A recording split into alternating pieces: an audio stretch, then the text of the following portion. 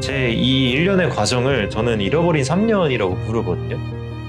그래서 총 한 2억 5천 정도의 돈을 전부 다 써봄으로써 제가 느낀 것들, 그리고 어떻게 하면 안 쓸 수 있었을지. 돈도 많으면서 왜 리볼빙을 했냐라고 하시면, 당시의 저로서 생각을 해보면 어느 정도는 일리가 있어요. 제가 리볼빙을 한 게. 왜냐면 제가 몇 가지, 아니 제가 많은 걸 배웠죠. 많은 걸 배웠는데 그 중에 대표적인 거 딱 하나만 뽑아라. 돈도 있을 때 관리하셔야 됩니다. 제가 아까 그릇 얘기한 거 있죠. 이 그릇에 구멍이 뚫려 있으면 줄줄 세요. 저 보세요. 2억 5천이 없어졌잖아요. 그렇죠? 안녕하십니까. 21세기 현대예술입니다. 오늘은 제 개인적인 이야기를 조금 해볼까 하는데요. 이제 우리가 2021년으로 돌아가야 돼요. 2021년에 제 주식 포트폴리오가 한참 오르고 있었고, 그때 피크 때 2억을 찍었습니다. 2억을 딱 찍고, 제가 2억 대 바로 판 건 아니고요. 한 몇 달 뒤에 팔았어요. 그래서 1억 7천 정도를 손에 쥐게 됐고, 그게 줄줄 샌 거죠. 제가 그 돈을 담을 그릇이 안 되었었던 거죠. 그때 몰랐지만. 그래서 그 돈이 이제 어떻게 샜냐. 이제 그 돈을 일반적인 방법으로 다 쓰기에는 쉽지 않죠. 그러니까 일반적으로 물건을 샀으면 그 물건을 다시 중고로 팔면 되잖아요. 그런 식으로 어느 정도는 건질 수가 있는데, 제가 이제 건질 수 없는데 돈을 많이 썼어요. 술에 돈을 굉장히 많이 썼죠. 제가 술을 좋아했어가지고. 그리고 가장 치명적이었던 건 사실 신용카드 리볼빙이에요. 리볼빙이 당시 이자율이 조금 낮았어요. 지금보다는. 그래서 10%대 중반 정도를 그때 내고 썼는데, 돈도 많으면서 왜 리볼빙을 했냐라고 하시면 지금의 저로서는 할 말이 없고요. 저도 그때 왜 그랬는지 잘 모르겠습니다. 근데 당시의 저로서 생각을 해보면 어느 정도는 일리가 있어요. 제 리볼빙을 한 게. 왜냐면 그때 저는 이제 수익 구조가 전업 투자자였잖아요. 주식을 굴림으로 인해서 돈을 버는 구조였으니까. 그렇다면 제가 2억을 굴리고 있는 게 1억 5천을 굴리고 있는 것보다 낫죠. 수익을 많이 낼 수 있으니까. 그렇기 때문에 신용카드가 예를 들어 1,000만 원이 나왔어요. 그럼 그 1,000만 원을 지금 당장 내냐, 아니면 리볼빙으로 나눠서 내냐에 따라서 수익을 낼 수 있는 여력이 달라진다라고 생각을 했었죠. 그래서 리볼빙을 하기 시작했고, 한 번 하기 시작하니까 헤어나올 수가 없더라고요. 제가 그러니까 상당한 금액을 굴리고 있었음에도 리볼빙이 굉장히 힘들었어요. 매달 내기가. 그래서 그런 식으로 뭐 어떻게든 버티긴 했습니다. 1년 정도를 버티다가 근데 제가 도저히 못 해먹겠다라고 해서 그냥 주식 다 팔고 없던 걸로 했어요. 그러니까 제 자산 부채 다 날려버리고 이제 없던 걸로 했는데, 그 와중에도 이제 청산을 못한 부채가 조금 있었어가지고 작년에 2024년에 일하면서 조금씩 갚았죠. 그래서 그런 식으로 지금은 다 정리가 된 상황이고요. 지금은 이제 유튜버로서 수익 활동을 하고 있죠. 제 이 일련의 과정을 저는 잃어버린 3년이라고 부르거든요. 그래서 주변 친구들이랑 얘기할 때도 그냥 내 잃어버린 3년이다 이렇게 저는 얘기를 해요. 이게 일본의 잃어버린 10년이랑 제 스토리랑 너무 비슷해서 한참 버블 경제 꽃을 맛보았다가 그 다음에 이거의 후폭풍을 온전히 제가 감당해야 되는 어, 그런 꼴이 됐죠. 예. 그래서 제가 잃어버린 3년이라고 많이들 말을 하고요. 제가 몇 가지, 아니 제가 많은 걸 배웠죠. 그 중에 대표적인 거 딱 하나만 뽑아라 라고 한다면 저는 이걸 예로 들 것 같아요. 있을 때 관리해라. 네. 돈도 있을 때 관리하셔야 됩니다. 네. 여러분이 만약에 지금 좀 넉넉한 상황이다 라고 하시면 지금 관리하셔야 돼요. 이제 돈을 좀 많이 갖고 있거나 조금 상황이 여유로우신 분들 중에 돈 관리를 정말 빡세게 하는 사람들 있잖아요. 그 사람들 보면 일반 사람들이 보통 하는 말이 이래요. 너는 그러니까 돈도 많은데 왜 이렇게 빡세게 하냐? 이렇게 빡세게 할 필요가 있냐라고 많이들 물어보는데, 그러니까 저한테도 요즘 많이 물어봐요. 제가 조금 예전에 비해서 넉넉해졌으니까 주변 사람들이 그렇게 물어보는데, 저는 그 질문 자체가 잘못됐다고 생각해요. 그러니까 돈이 많은데도 이걸 철저히 관리하는 게 아니고요. 철저히 관리했기 때문에 돈이 많은 거예요. 철저히 관리하지 않으면 돈이 많을 수가 없어요. 운 좋게 돈을 많이 번다고 해도 제가 아까 그릇 얘기한 거 있죠. 이 그릇에 구멍이 뚫려 있으면 줄줄 새요. 그리고 그릇 크기가 작으면 넘치죠. 네. 그런 식으로 오래 못 갑니다. 돈을 철저히 관리하지 않으면 없어져요. 저 보세요. 2억 5천이 없어졌잖아요. 그쵸? 작년에 이제 일을 시작하면서 나도 가계부를 써봐야겠다. 내가 그동안 못했던 게 뭐지라고 제가 이제 곰곰이 생각을 해봤는데 제 소비 관리를 못한 게 가장 큰 원인이었잖아요. 이렇게 된 이유 중에. 그래서 이걸 한번 고쳐보자라고 해서 가계부를 쓰게 됐는데 그때 저는 원래 회계를 조금 좋아했어요. 그래서 웬만하면 이제 복식부기 그러니까 복식부기 가계부가 없을까라는 걸 찾다가 되게 괜찮은 걸 찾았어요. 후잉이라는 가계부인데 이게 복식부기이면서도 개인이 쓰기 편하게 이렇게 만들어 놓은 가계부고 복식부기의 장점은 다 살리면서 일상생활에서 쓰기에도 크게 불편하지 않게 너무 잘 만들어 놓은 그런 가계부라서 저는 굉장히 여러분께 적극 추천을 드리고 싶고요. 호잉은 기본적으로 유료 서비스기는 합니다. 한 달에 3,900원을 결제하셔야 되는데 일단 처음 가입하시면 3달 무료고요. 제 링크를 통해서 가입하시면 2,000포인트가 지급되셔서 그 네 번째 달에도 50% 정도 할인을 받으시는 거죠. 제 링크를 통해서 가입하시는 걸 저는 추천드리고 설명란에 제 링크 있으니까 그거 통해서 가입하시면 되겠습니다. 그러면 바로 후잉 알아보러 가시겠습니다. 네, 먼저 간단하게 단식부기와 복식부기의 차이에 대해서 설명을 드리고 진행하도록 하겠습니다. 단식부기라는 것은 일반인들이 보통 가계부를 쓸 때 사용하는 방식이고요. 이것만 보시면 여러분 바로 감이 오실 거예요.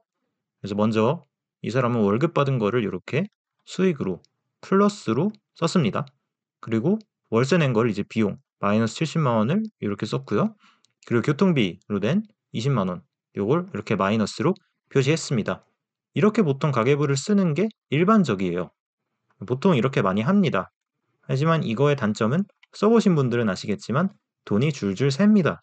어디선가 모르게 돈이 계속 새요. 이걸 하다 보면 결국에는 이제 잔고가 안 맞고 그래서 나온 게 복식북인데 복식북에 대해서 먼저 설명을 드리자면 복식북은 일단 쓰는 칸이 두 개예요. 그래서 좌측이 있고 우측이 있어요.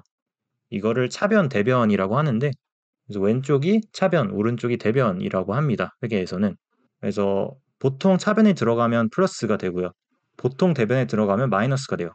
그래서 지금 보시면 이 복식부기로 왼쪽에 단식부기 해놓은 걸 똑같이 옮겨놓은 거예요. 그래서 월급을 지금 현금으로 받았죠. 현금이 이렇게 플러스가 된 거고요. 이 현금이 왜 플러스가 됐냐라고 하면 오른쪽에 월급, 이 수익이 발생했기 때문에 플러스가 된 거예요. 그래서 현금의 흐름을 그리자면 이렇게 들어간 거죠. 그렇죠? 두 번째 줄 볼게요. 월세로 70만 원을 냈어요. 이거는 월세라는 비용이 발생을 한 거죠. 그래서 그 비용을 어떻게 결제했냐를 따져보면 현금으로 우리가 결제를 했습니다. 그래서 마찬가지로 현금의 흐름을 그려보면 이렇게 되겠죠. 그래서 1번은 현금이 들어온 거래고요. 2번은 현금이 나간 거래가 되겠습니다. 이렇게 보시면 되겠고 그리고 밑에는 제가 하나 참고를 하시라고 요거는 흔히 쓰이는 거래라서 하나 추가를 해봤습니다. 요거는 이제 교통비를 카드로 결제한 경우를 제가 상정하고 말씀드리는 거고요. 카드 잔액 같은 경우는 우리가 부채로 기록을 합니다. 왜냐하면 카드에 만약에 내가 20만 원이 남아있다라고 하면 한 달 뒤에 20만 원을 내가 내야 되잖아요. 그렇기 때문에 부채고요. 이 거래에서는 현금의 흐름이 없죠. 현금은 오가지 않았습니다. 하지만 교통비라는 비용이 발생했고 그 비용을 어떻게 치렀냐를 따져보면 이렇게 카드로 치른 거죠. 그래서 이걸 회계적으로 계산을 해보면 비용이 발생을 했고 그 비용만큼 부채가 발생을 해서 내 대차대조표에 부채가 그만큼 쌓여 있는 겁니다. 부채라는 것은 이제 미래의 현금이 빠져나갈 것이죠.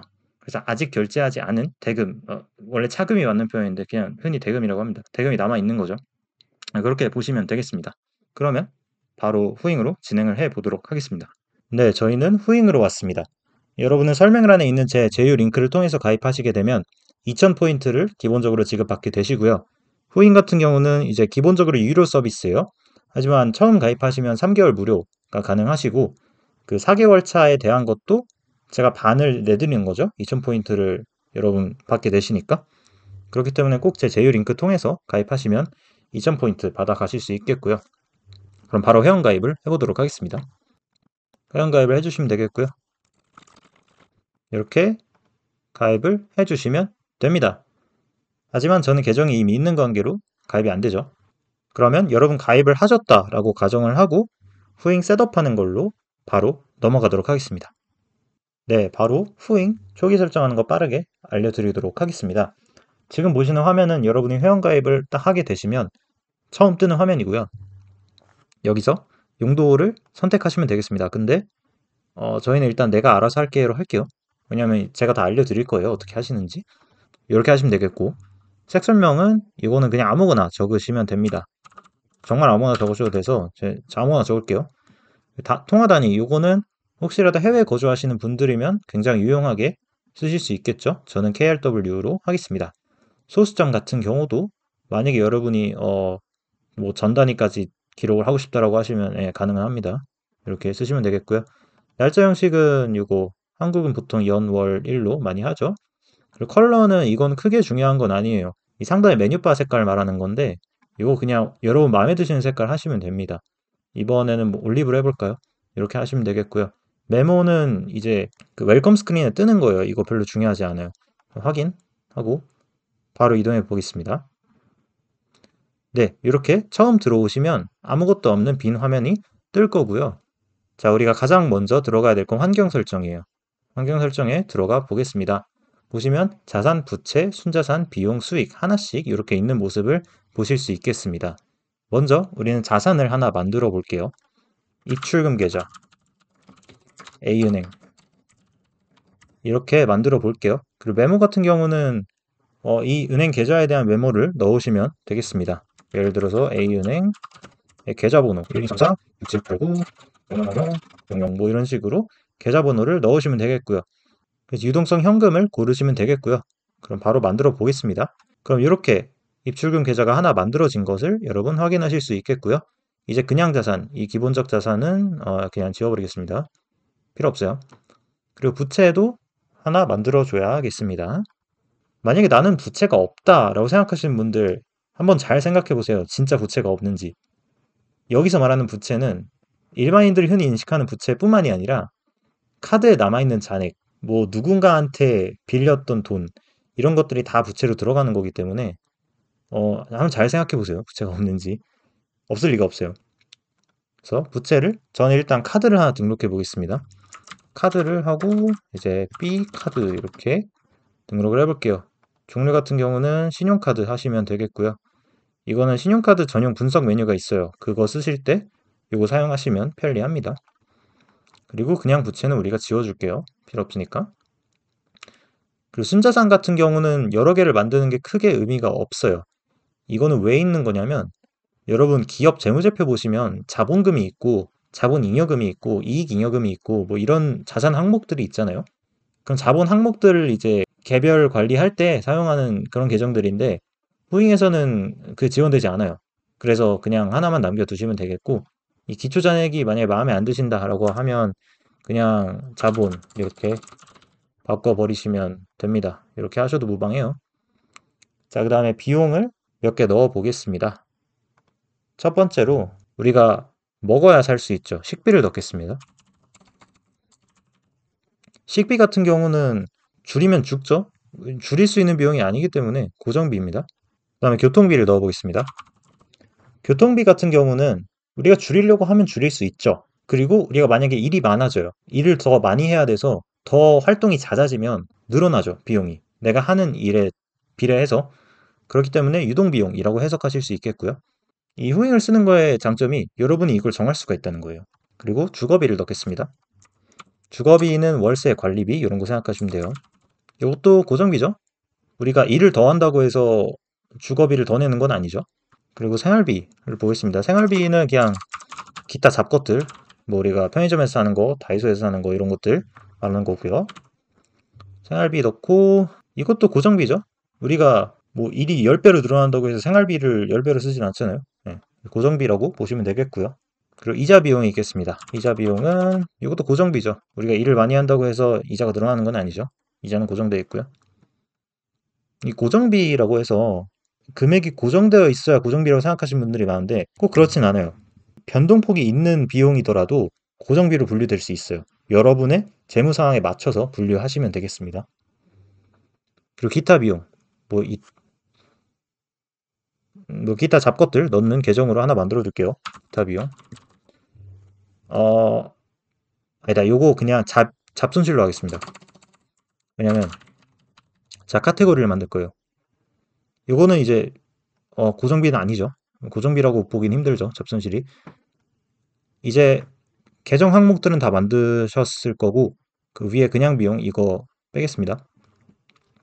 그 다음에 카테고리를 여러 번 만들 수 있는데 일단 저희 다 하고 나서 한꺼번에 만들게요. 수익도 몇 개 만들어 줄게요. 수익 같은 경우는 근로소득, 사업하시는 분들은 사업소득 넣으시면 되겠고요. 요거는 고정수익이죠. 우리가 일을 더 한다고 보통 그러니까 일을 더 한다고 돈을 더 받는 게 맞긴 하지만 한국은 포괄임 금제죠. 네, 그렇기 때문에 고정수익입니다. 그리고 이거는 여러분이 수익이라고 생각 안 하실 수도 있는데 수익이 맞습니다. 뭐냐면 부동산, 양도 및 평가손익이요.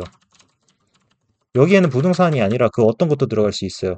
여기에 비유동자산을 통째로 넣을 수도 있고 금융자산을 넣을 수도 있고 근데 대한민국에서 많은 분들이 들고 계신 게 부동산이니까 제가 그냥 부동산으로 넣었습니다. 그리고 부동산 같은 경우는 고정수익은 아니죠. 이게 네. 이렇게 하시면 되겠고 그리고 기타 손익 그냥 자비율로 하겠습니다. 자비익 하나 넣어줄게요. 그럼 이 그냥 수익 이것도 없애버리겠습니다. 그럼 이렇게 가장 기본적인 셋업은 되셨다고 보시면 되는데 여기서 카테고리를 제가 추가해 줄게요. 카테고리 같은 경우는 등록 들어가셔서 그룹이 있어요. 그래서 현금성 자산, 현금 및 현금성 자산 보통 회계에서는 이렇게 씁니다. 캐시 앤드 캐시 이퀄리런트 해가지고 이렇게 쓰고요. 이동을 해서 위로 올려버릴게요.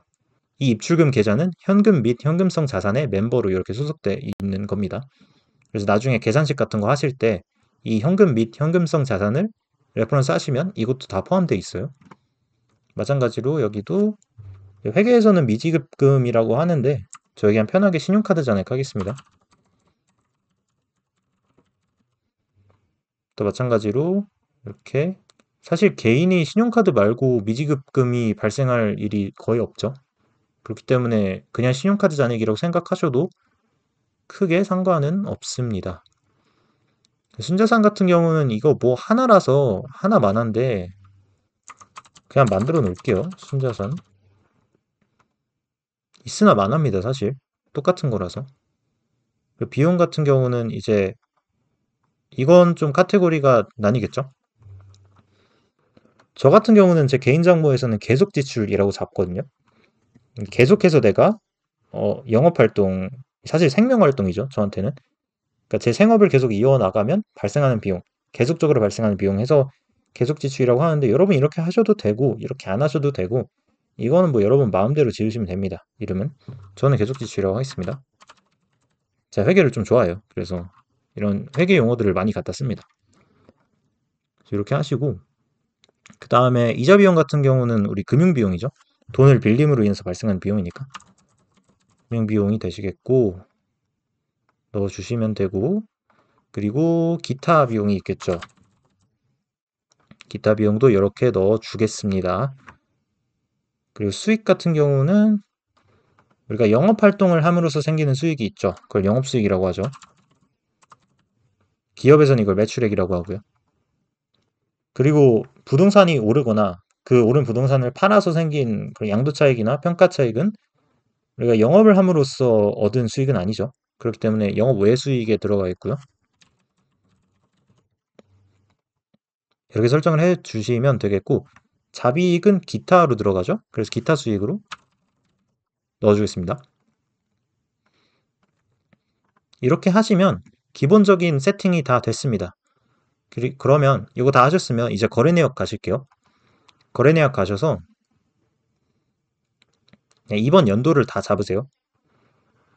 이번 연도를 싹 다 설정한 다음에 다 지우세요. 있는 거. 여기는 지우지 말라고 하는데 지워도 돼요. 다 필요 없어요. 지우시면 되고 그냥 이번 연도 설정하신 다음에 선택하신 다음에 싹 다 지우시면 되겠습니다. 그러면 저희는 이제 거래가 없어요. 아예 거래가 없는 상태라고 보시면 되고요. 자산부채 화면 들어가 보시면 이렇게 되어 있습니다. 그래서 현금 및 현금성 자산에 지금 계좌 하나 있고요. 신용카드 하나 있어요. 그리고 순자산이 있죠. 그리고 비용수익. 여기 이게 손익계산서인데 여기 들어가 보시면 영업수익, 영업외수익, 그리고 계속지출. 이건 제가 아까 카테고리 넣은 거고요. 뭐 금융비용 이렇게 있습니다. 그럼 여기서 이걸 어떻게 쓰냐를 한번 같이 알아볼 텐데 지금 제가 아까 하나를 깜빡해서 설정에 다시 들어갈게요. 여러분이 만약에 집이 없으시면 이거 안 하셔도 돼요. 근데 집을 하나 넣어줄게요. 부동산 A9 아파트 이런 식으로 그냥 아파트만 쓰겠습니다. 이런 식으로 아파트 그냥 해주시면 되고 그리고 그룹 들어가셔서 여기는 제가 비유동 자산이라고 하겠습니다. 비유동 자산이 되겠고 네 그러면 우리 자산이랑 요로 설정은 다 완성을 했고요. 네 지금 거래 입력 화면으로 오시면 되겠고요. 거래 입력 들어오셔서 여러분이 기존에 갖고 계신 재산이 있을 거 아니에요? 예를 들어 지금 현금을 예를 들어 나는 100만 원이 있다 계좌에 그럼 이걸 어떻게 넣냐 도대체 이 화면에서 100만 원을 어떻게 입력하냐 감이 안 오실 텐데 제가 천천히 알려드릴게요. 걱정하지 마시고 네 일단 차변 대변을 먼저 보시면 여기 플러스 마이너스가 있어요. 그래서 한번 그냥 저희가 막 만져볼게요. 뭐 예를 들어서 카드 이렇게 하면 예를 들어 그냥 100만 원 이렇게 넣어볼게요.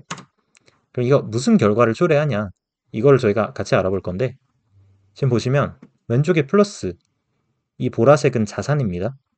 지금 보시면 계좌죠. 입출금 계좌 자산이에요. 자산 100만 원이 증가했어요. 플러스 증가했고요. 그리고 카드가 증가했어요. 카드는 부채죠. 그럼 내가 미래에 갚아야 될 돈이 100만 원 증가한 거죠. 그러면 이게 재무상태표에 어떻게 뜰까요? 한번 가서 볼까요? 네, 이렇게 현금을 100만 원, 현금이 100만 원 생겼고 카드도 100만 원이 생겼어요. 그러니까 카드에 내가 갚아야 될 돈도 100만 원이 생겼고 현금도 나한테 100만 원이 생긴 거예요. 이게 뭐죠? 여러분 저희가 지금 현금 서비스를 받은 거죠? 저희 현금 서비스를 받으면 이렇게 기록을 하시면 되겠습니다. 재밌죠? 그럼 이걸 만약에 카드가 아니라 부동산이다. 부동산에서 현금으로 갔다. 그럼 어떻게 될까요? 한번 보시죠. 그러면 부동산은 마이너스가 됐네요. 그러면 이거는 그냥 없다고 치고 근데 현금이 100만 원 늘어났어요. 이게 왜 늘어났죠? 이걸 보시면 부동산이 줄어듦으로 인해서 현금이 늘어났죠. 이게 뭐죠, 여러분? 이게 지금 100만 원으로 해서 감이 안 오실 텐데 이걸 10억이라고 해볼게요. 이게 뭐죠? 여러분 집 파신 거예요. 여러분 10억짜리 집 파셔서 현금 10억 생긴 거예요. 네, 이렇게 생각하시면 되고요. 그리고 또 뭐 있을까요? 식비. 식비를 카드로 한번 결제해 보겠습니다. 만원짜리 점심을 카드로 먹었어요. 이렇게 적으시면 되겠고요. 비용과 수익 같은 경우는 오히려 간단한 게 한쪽에밖에 없어요. 사실 원래 회계 프로그램 같은 경우는 이게 양쪽에 다 있는데 양쪽에 다 넣을 수 있어요, 원래는. 근데 이걸 한쪽에만 넣을 수 있게 설계가 돼 있어서 여러분 회계를 잘 모르셔도 이거 쓰시긴 괜찮을 거예요. 식비가 이제 만원 카드로 결제됐고요. 이게 또 재산에 어떤 영향을 미치는지 한번 가서 보겠습니다. 네, 지금 보시면 카드 잔액이 만원 늘어났습니다. 이 말은 제가 다음 결제일에 만원을 카드사에 지급해야 된다는 부채죠. 그러면 이 만원은 어디로 갔냐? 왜 내 재산이 만원 줄어들었냐? 비용이 발생해서 그렇죠? 그 비용이 어디 있습니까? 이 비용 수익 손익계산서 페이지로 가보시면 내가 만원어치 뭔가를 먹었죠. 네. 그래서 여러분이 뭔가 비용을 쓰신 건 이렇게 기입을 하시면 되겠습니다. 그리고 이거 다시 지워볼게요. 그리고 월급이 들어왔어요. 월급이 들어온 것 같은 경우는 이제 은행으로 들어오겠죠. 월급이. 그리고 근로소득이죠. 근로소득이 은행으로 들어왔어요. 월급이 350만 원이라고 해볼게요. 그럼 이렇게 들어왔고요. 이거 한번 보겠습니다. 재산이 350만 원 생겼죠. 네. 이거는 왜 생겼을까요? 350만 원이? 왜 생겼는지를 한번 보면 손익계산서 보면 되겠죠. 여기 보시면 350만 원이 근로소득에서 생겨서 현금으로 들어온 거죠. 네, 이렇게 이해를 하시면 되겠습니다. 그래서 한번 가상의 인물의 재산 그 재무 상태를 한번 빠르게 제가 만들어 보겠습니다.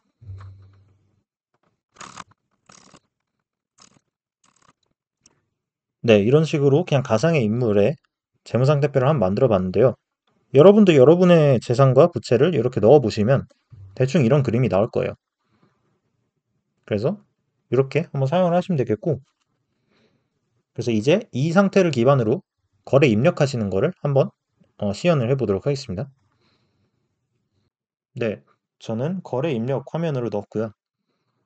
지금 제가 총 5개 거래를 넣을 건데 이 5개 거래에 넣는 법을 알려드리도록 하겠습니다. 자, 이제 월급을 받았어요. 그러면 월급이라고 쓸게요. 350만 원의 월급을 받았어요. 그러면 이게 은행 계좌로 들어오겠죠? 그러면 은행 계좌 플러스고요. 소득이죠. 소득이기 때문에 근로소득으로 넣겠습니다. 이렇게 하면 아까 100만 원이었던 잔고가 이제 450만 원이죠. 네, 기분 좋죠. 그리고 카드로 이제 식비를 결제할게요.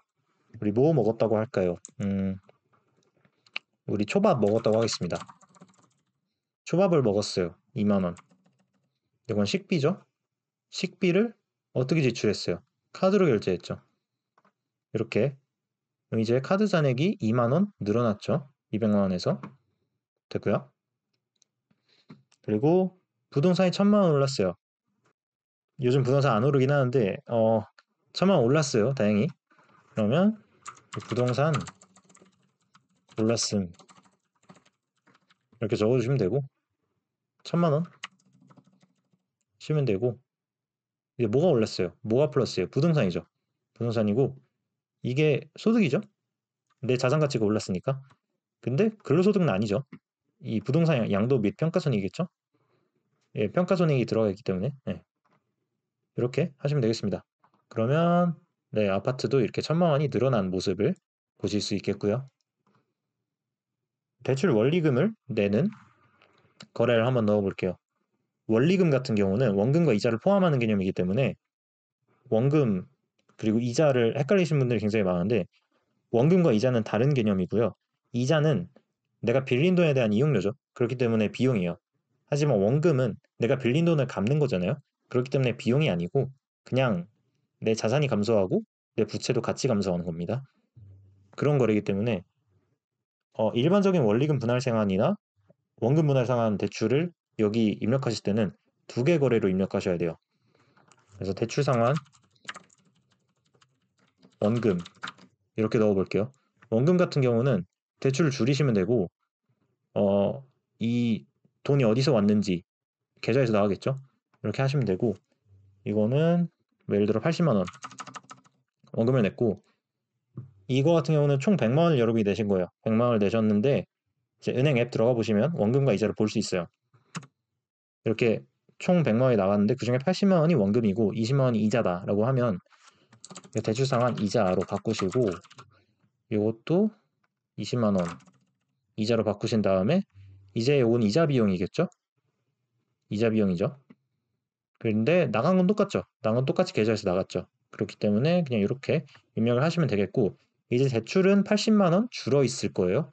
아, 2억 9,920만 원이네요. 네, 아까 3억이었고 그리고 아파트 관리비를 낸 거를 한번 넣어볼게요. 아파트 그냥 관리비라고 하겠습니다. 뭔지 아시죠? 네. 관리비 뭐 30만 원을 냈어요.